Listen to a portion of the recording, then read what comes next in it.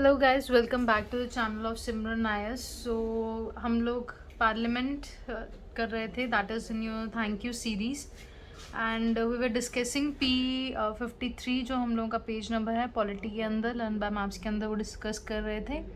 आज हम लोग पर्टिकुलरली सिर्फ और सिर्फ मनी बिल टेकअप करेंगे गाइस। ये एक बहुत बहुत इम्पॉर्टेंट पोर्शन है एंड इसके ऊपर मोस्टली जो क्वेश्चंस अगर पार्लियामेंट से आ रहे हैं तो उसमें से एक क्वेश्चन जो है मेजॉरिटी हम लोग देखते हैं एग्ज़ाम्स के अंदर मनी बिल का ज़रूर होता है। तो हम इसको थॉरली डिस्कस करेंगे। कितनी पावर्स आपकी लोकसभा के पास हैं, किसको हम लोग मनी बिल बोलते हैं, कहाँ प्रेजेंट होता है and everything.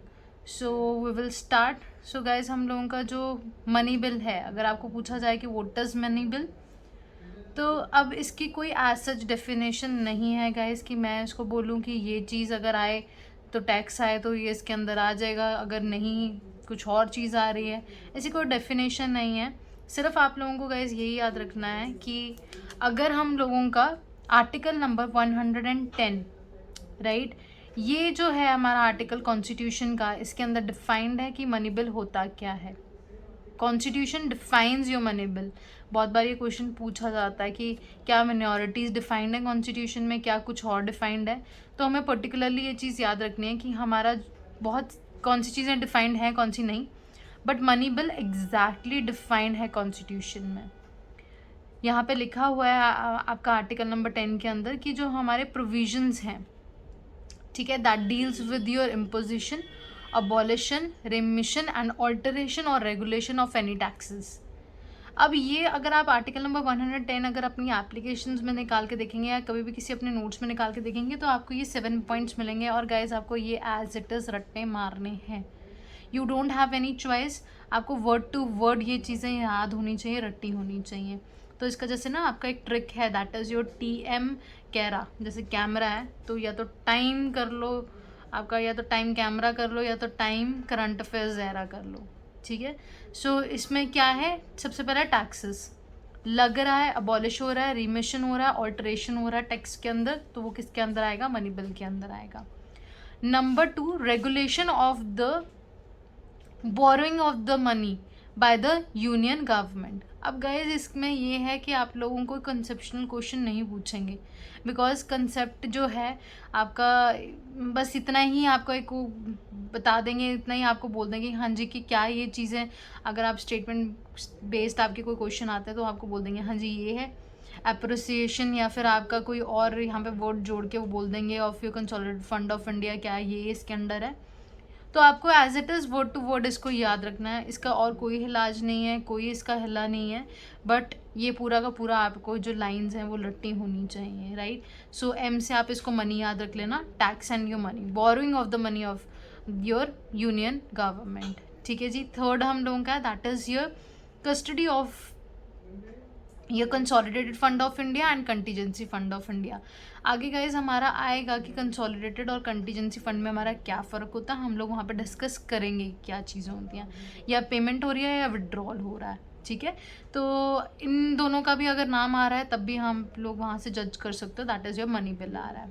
Appreciation of your money bill आगे हम लोग करेंगे कि ये भी हमारा अप्रिसिएशन बिल आता है, वहाँ पे हम लोग करेंगे इसको, right. Then is your declaration of any expenditure, that is your E, ठीक है, यहाँ पे सी था, ठीक है। उसके बाद एप्रिसिएशन एंड उसके बाद हमारा आ जाता है that is your expenditure, right. 6, that is your receipt of your money on the account of consolidated और public fund of India. Again guys हम लोगों ने आपका अलग से टॉपिक करेंगे, that is consolidated fund of India या contingency fund of India and public of account of India में क्या फ़र्क होता है, क्या चीज़ें हैं।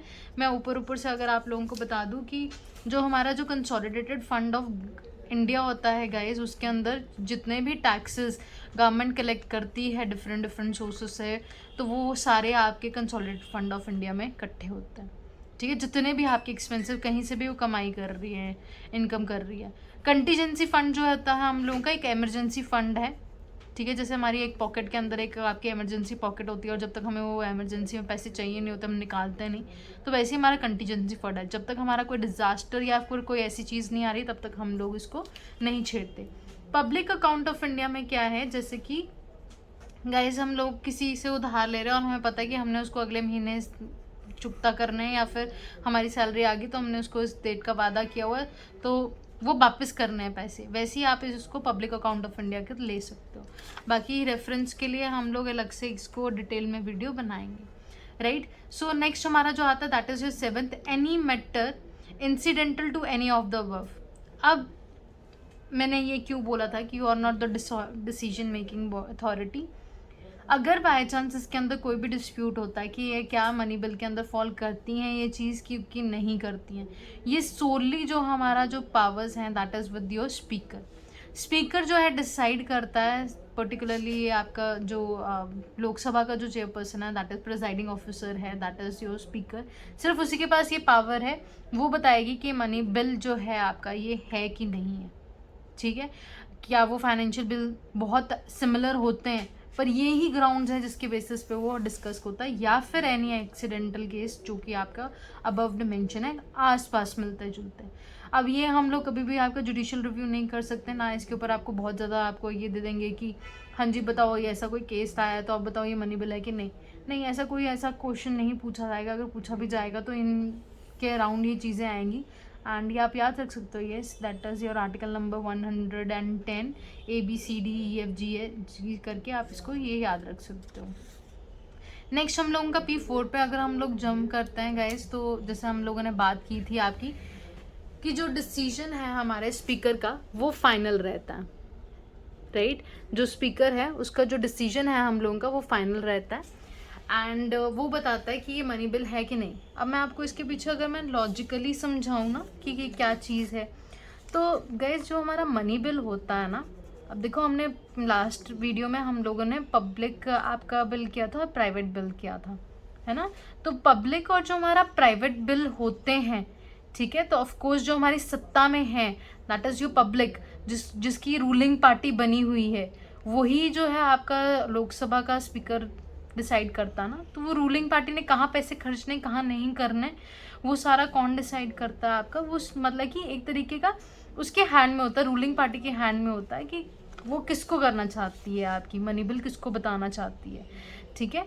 तो क्योंकि पावर्स जो हैं लोकसभा के पास मनी बिल को लेके बहुत ज़्यादा होती है, तो कई बार ये भी आपका आरोप लगता है कि हाँ जी ये लोग जो हैं आपका मिसयूज़ कर रहे हैं चीज़ों का, और ज़बरदस्ती आपका जो है इसको मनी बिल में डाला जा रहा है। जैसे कि आपका GST was very much into your news, उस टाइम पे ये बोला गया था कि it was into your troubled water, कि हाँ जी इसको हमें मनी बिल कंसिडर करना चाहिए फाइनेंशियल, बट इट वाज एंडली जो है GST के जो है आपका कॉन्स्टिट्यूशनल अमेंडमेंट बन के आया, क्योंकि वो सेंट्रल और स्टेट दोनों के फेडरलेशन को आपका फ़र्क डाल रहा था, है ना। तो ये चीज़ें हैं। So it can't be question in the court of the law, एक ऐसा एक ग्रे एरिया आता है जिसके ऊपर कभी भी जुडिशियल रिव्यू नहीं हो सकता। It can be only and only introduce in your Lok Sabha guys. बहुत ज़्यादा पावर्स होती हैं मनी बिल को लेके, और प्रायर रिकमेंडेशन जो है आपकी प्रेसिडेंट की ज़रूरी होती हैं। एक एक चीज़ जो है यहाँ पे बहुत इंपॉर्टेंट है गाइस, प्रेसिडेंट की रिकमेंडेशन के बिना हम लोग आगे नहीं लेके जाते bill. Such a bill is called your government bill and can only be introduced by a minister. Of course ruling party करेगा, opposition क्यों करेगा? Opposition जो पार्टी है आपकी that is not in your majority. तो जनता ने जिसको चूज़ किया है वही बताएगी ना कि जनता का पैसा कहाँ जाएगा। तो इस वजह से हम लोग ये चीज़ें देखते हैं। नेक्स्ट हम लोगों का आता है गाइस कि राज्यसभा हम लोग देखते हैं तो मनी बिल को लेके काफ़ी जो है इसके पास कम पावर्स होती हैं। जैसे कि हम लोग बजट की बात करते हैं, है ना, कि आपका बहुत कम पावर्स है। Rajya Sabha has the restricted powers regarding your money bill, बहुत कम पावर्स होती हैं। कांट रिजेक्ट और amend a money bill, Rajya Sabha ना उसको रिजेक्ट कर सकती है ना आपको अमेंड कर सकती है। तो हम लेके क्यों जाते हैं, ठीक है, बट नहीं, फर्स्ट बनता है राज्यसभा का ताकि उसके ऊपर अच्छे क्रिटिक दे, कंस्ट्रक्टिव क्रिटिसिज्म दे, इस वजह से वो बिल जाता है वहाँ पे। बट आज की डेट में हम लोग क्या देखते हैं कि वो जल्दी जल्दी उसको बस पेश करते हैं और उसको पास कर देते हैं, या फिर उसको डिस्कस ही नहीं करते, ऐसे ही आपका जो है जाने देते हैं। तो ये कुछ चीज़ें हैं डेफिनेटली जो क्योंकि राज्यसभा को हाउस ऑफ एल्डर्स बोला जाता है, तो डेफिनेटली वहाँ पे हमें थोड़ा टाइम देना चाहिए या उनको कुछ आउट इनपुट्स देनी चाहिए। बट काफ़ी टाइम से क्रिटिसिज्म होता है और ये मेंस में भी क्वेश्चन बन सकता है। Right. So it can only give your recommendations कि हमें ऐसा लगता है. चाहे वो आपका बिल रिटर्न करे या ना करे, वो ऑटोमेटिकली 14 डेज के बाद automatically that is deemed to be passed, automatically हो जाता है. तो बहुत कम पावर्स होती हैं, तभी शायद आपका अपसेट होके राज्यसभा के पास जल्दी जो है आपका लोकसभा के पास चला जाता है, राज्यसभा उसको ऐसी भेज देती है. नेक्स्ट गाइस, हम लोगों का लोकसभा जो है, अगर उन्होंने सपोज कीजिए कोई रिकमेंडेशन दी है, या तो उनको एक्सेप्ट कर सकती है या तो रिजेक्ट कर सकती है आपकी लोकसभा को, उस बिल को, वो जो रिकमेंडेशन उन्होंने दी. ठीक है, या एक्सेप्ट करेगी या रिजेक्ट करेगी. अगर वो रिजेक्ट कर मतलब कि ऐसा कुछ होता है, if Rajya Sabha doesn't return the bill to the Lok Sabha within your 14 hours, automatically pass हो जाएगा. ठीक है, ये भी एक इम्पॉर्टेंट चीज़ है हम लोगों की गाइस. एक एक इम्पॉर्टेंट है इसके अंदर, छोटी छोटी बातें. प्रायर रिकमेंडेशन होती है कि नहीं होती, कहाँ पे सबसे पहले होता है, पावर्स किसके पास हैं, क्या डेफिनेशन है इसकी, कितने दिनों के बाद वो ऑटोमेटिकली पास हो जाता है. 14 दिन के बाद चाहे रिटर्न करे ना करे, वो ऑटोमेटिकली पास हो जाएगा आपका. ठीक है, क्योंकि अब देखिए लोकसभा जो है that is your ruling party. हम लोग चाहते हैं कि वहाँ पे जो आपके बिल्स पास हो रहे हैं आपके, राइट, तो वो आपकी रूलिंग पार्टी ही हमारी जो है आपकी जो है पॉलिसी मेकिंग के अंदर जो है ज़्यादा डिसीजंस ले. क्योंकि राज्यसभा एक माना जाता है that is just a parking lot of your rejected MPs, right. तो यस, उसके बाद अगर ये आपका लोकसभा राज्यसभा से फाइनली पास हो जाता है, तो प्रेसिडेंट जो है या तो असेंट देगा या नहीं देगा. ठीक है, but he can not return the bill. ये बहुत बहुत इम्पॉर्टेंट है. रिकन्सिडरेशन के लिए नहीं भेज सकता. क्यों नहीं भेज सकता गाइस, सोचो 2 मिनट. क्यों नहीं भेज सकता? क्योंकि उससे पहले रिकमेंडेशन मांगी है, प्रायर रिकमेंडेशन मानना है, उस टाइम पे मना कर दो. बट जब आपकी लोकसभा राज्यसभा में से दोनों से पास हो जाता है, तो वो असेंट जो है उसको देना पड़ता है या फिर ना करनी पड़ती है. वो अपने पास रिटर्न नहीं कर सकता बिल को रिकन्सिडरेशन के लिए. ये सबसे इम्पॉर्टेंट है. He can not return the bill for the reconsideration. So this is all for guys your money bill. हम लोग नेक्स्ट टाइम डिस्कस करेंगे, that is your financial bill. Thank you so much. God bless you. जय हिंद.